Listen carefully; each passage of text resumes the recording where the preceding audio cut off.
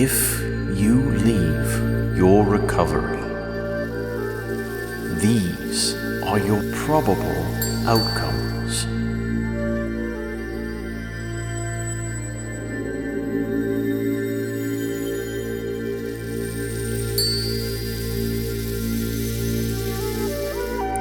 Or stay in recovery and choose a new beginning, a new life, a new you.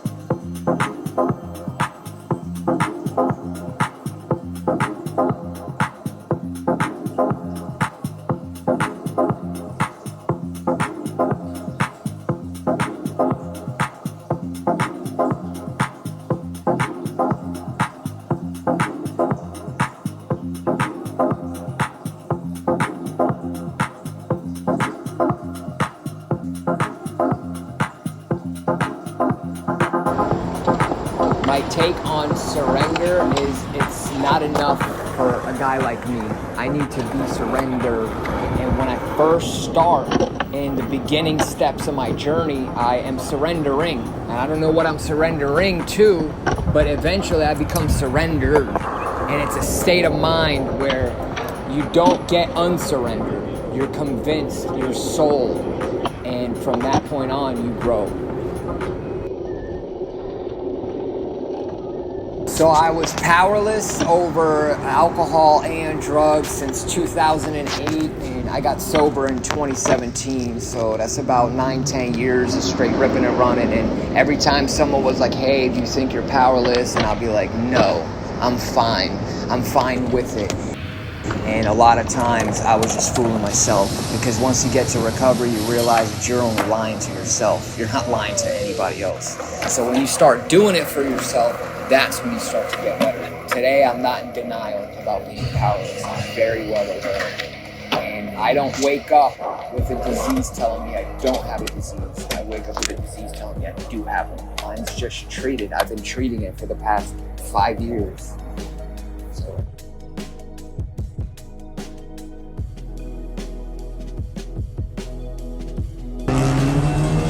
I used to spend a lot of my time during the day just waiting for these people to leave their car and go to the store so I can hit them up for some change. That used to be my life, so that I can make 20 bucks or 40 bucks and go get my next high. And now I'm in recovery, and the only thing that changed is my perception towards the whole thing. You know, I could still be at a gas station, but not be doing what I used to do. And addiction and recovery is all based on a perception change. I can make money off of them. Ask them for change until I made my $20 so that I can go get my hit. And this went on for years. And now the only thing that changed is my perception towards the whole thing. I'm in recovery now. I am not doing the same thing, even though I'm at the same place. I could be at the same place. Just my perception towards everything changed. You know, and I don't use people like I did before. But this is kind of the setting where I would always be. My 24 hours, my whole day was just begging for money and getting high, you know. Now I don't do that. Now I work in recovery and I live in recovery. My life became recovery. All right, see that.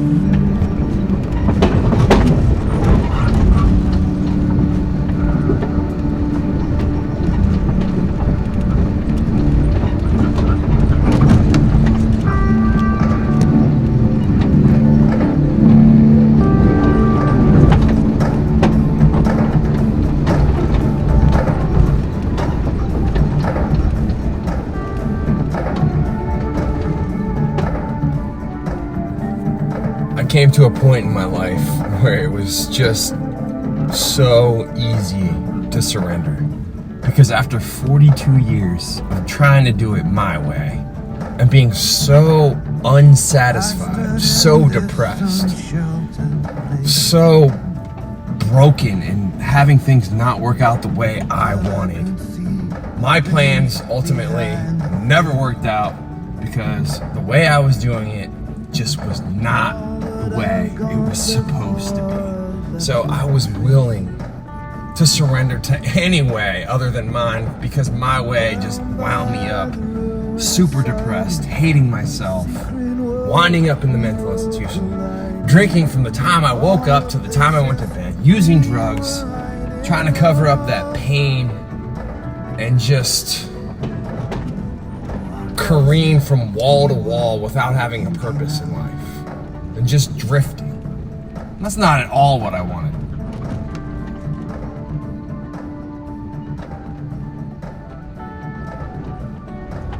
I want to wake up in the morning and inspire people to be the best version of themselves each and every single day. And we can do that if we want to.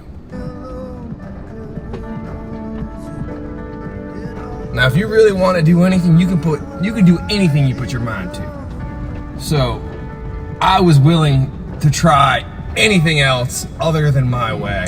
So I surrendered my way for a new way, and I'm enjoying the ride. Cheers, my friends.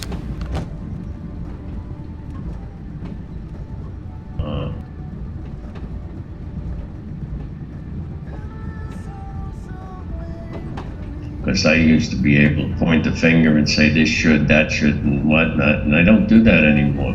I'm not mad at the fact that I can't golf anymore, and I'm not mad at the fact that I can't drink anymore. You know, it's long gone, long gone. That day that I stopped was the misery of my escape became worse than the reality of life. And I was willing to change, and it didn't matter what the change was.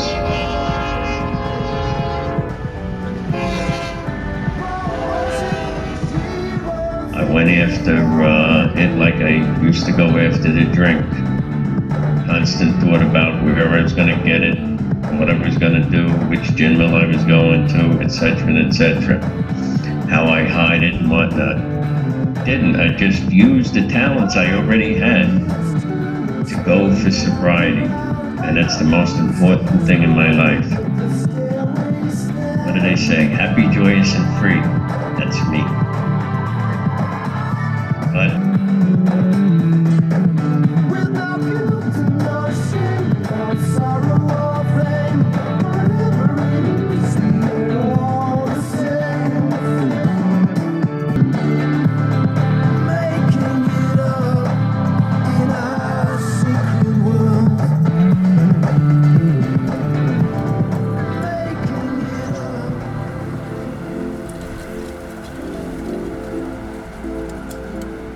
So when I got out of jail for the third time, nobody was there to pick me up.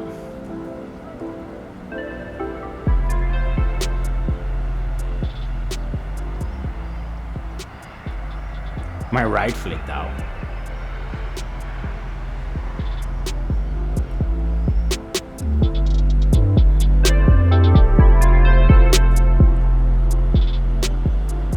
I had no real friends. I realized that doing things my way wasn't working out at all.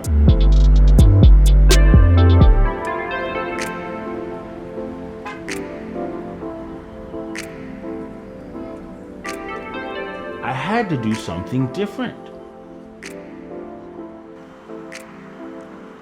I just had to be willing to try something new.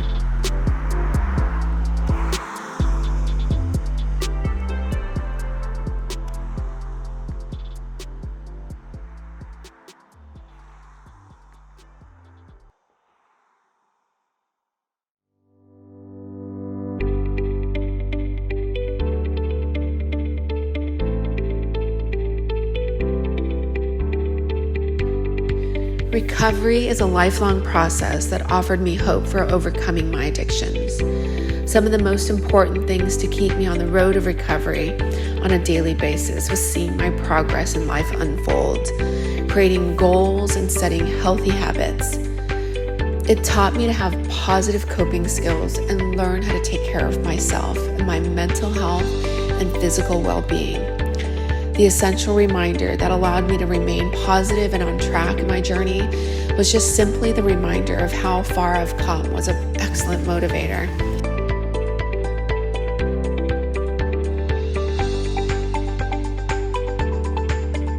Reflecting on my progress, it inspired me to keep working, and on those days that were most challenging, it allowed me to combat cravings and protect my sobriety by looking forward to a happy and healthy new life ahead of me.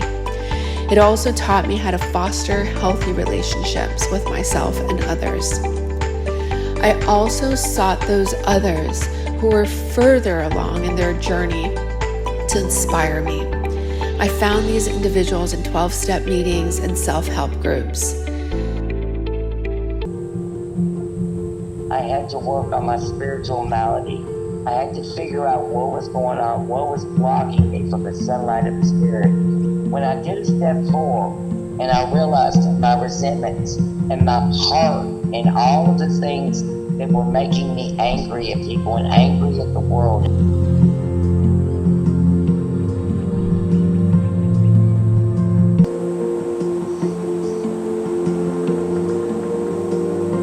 The roots are under the tree. You can't see that. That was my selfish and self-centeredness. And what stems from the tree is the branches. And then you have the anger, you have the judgment, you have the impatience, you have the intolerance. All those are the branches. But the root of that is the selfish and self-centeredness.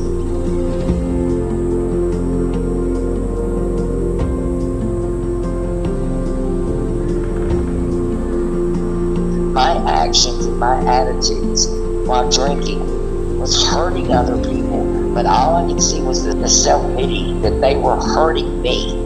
I couldn't see my part in it. I couldn't see and accept anything that I was doing wrong.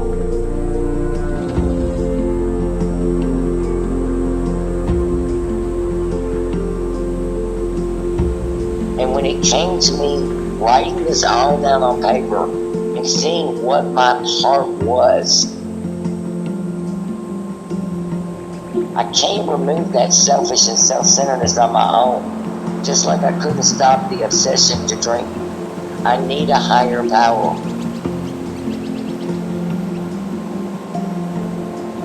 I didn't have a conscious contact with my higher power. I had all these things, all these resentments blocking me. And once I started unblocking that by doing the steps and to do the work. And this program has saved my life. I came in here hopeless. I didn't think this was going to work, but I had no other choice. It was go to door number 1 or go to door number 2. Life or death.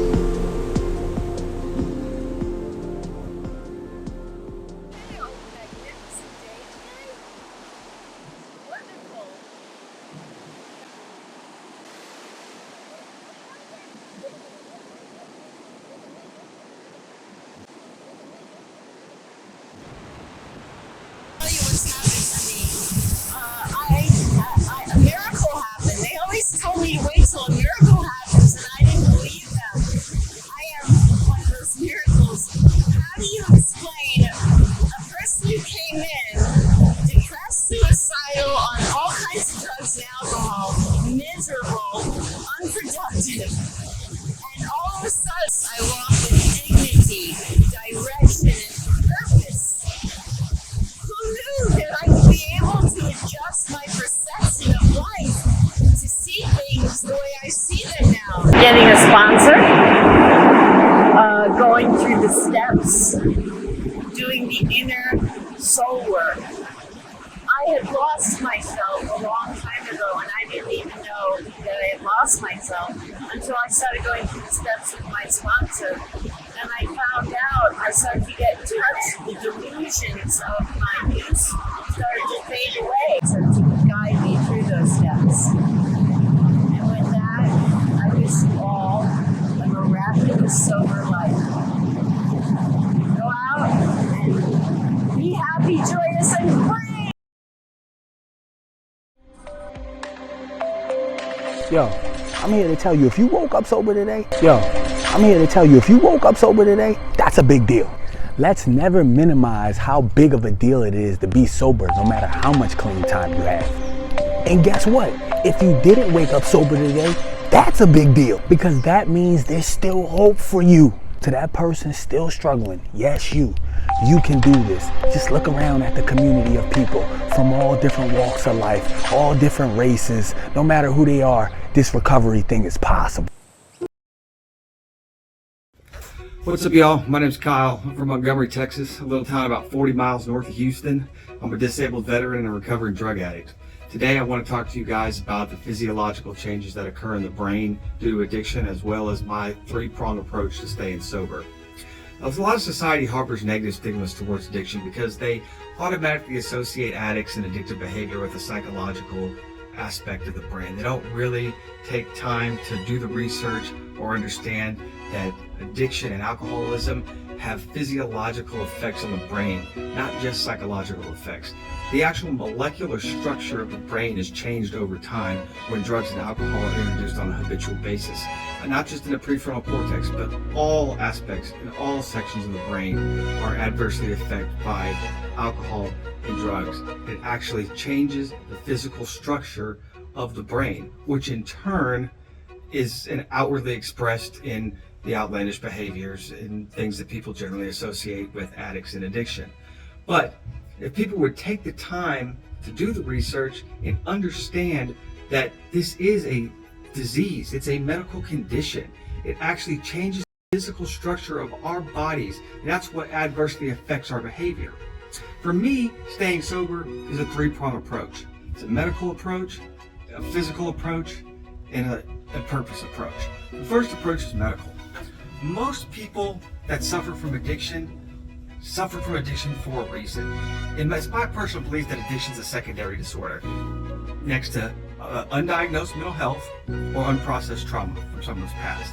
So my first step in advice when it comes to staying sober is go to a doctor, get checked out. After you get with a doctor and get medically right, then it's time to get physically right.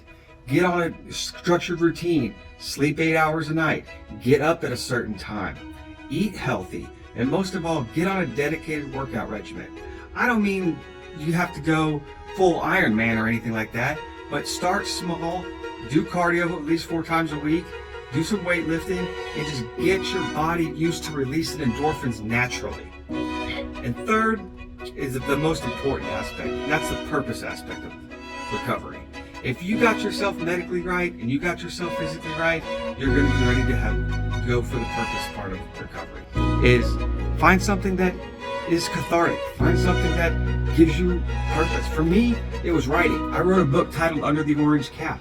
That not only gave me a cathartic experience and kept me sober, but I was able to reach out and reach other people. And if I can prevent one person from having to go down the road that I went through my writing, then that is worth it to me. That's my purpose, to share my story, to share my testimony, and help other people not have to go down this road. I appreciate your time, and I challenge you all to go get out there and get in recovery if you're not already in recovery, and find your purpose and go for it. Have a good day.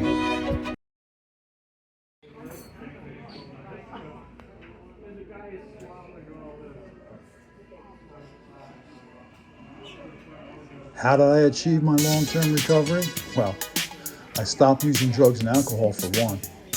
Went to meetings, found myself a sponsor, and I worked with the steps. I even consulted a therapist once in a while and developed a support group of guys who were just like me. They were recovering from addiction.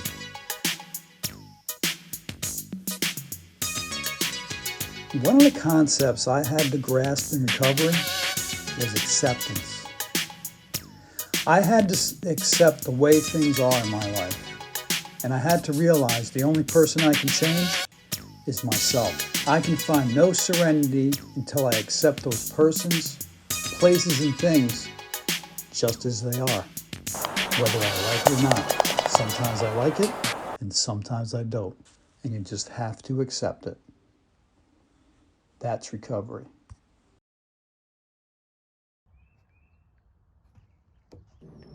And they suggested that I continue to paddle and to follow them. As I did, we neared towards this long, dark tunnel that seemed frightening, and I was so unsure. So I stayed in my recovery and worked on the steps. I saw myself more clearly and the damage and destruction the drugs and alcohol had created. That motivated me to keep looking into that dark tunnel of truth that I had been denying ever existed.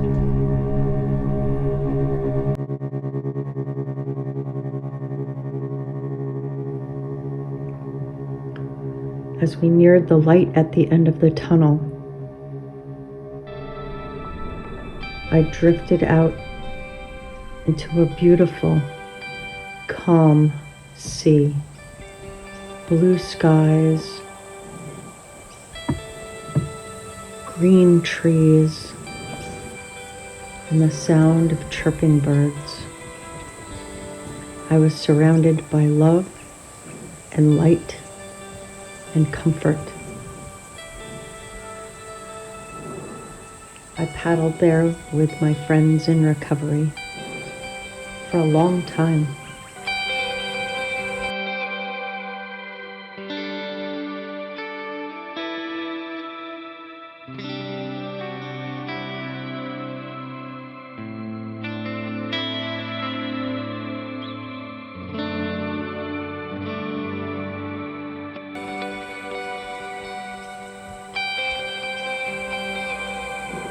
And I found that even in recovery, there are going to be bumps and bangs and even flipping over into the waters.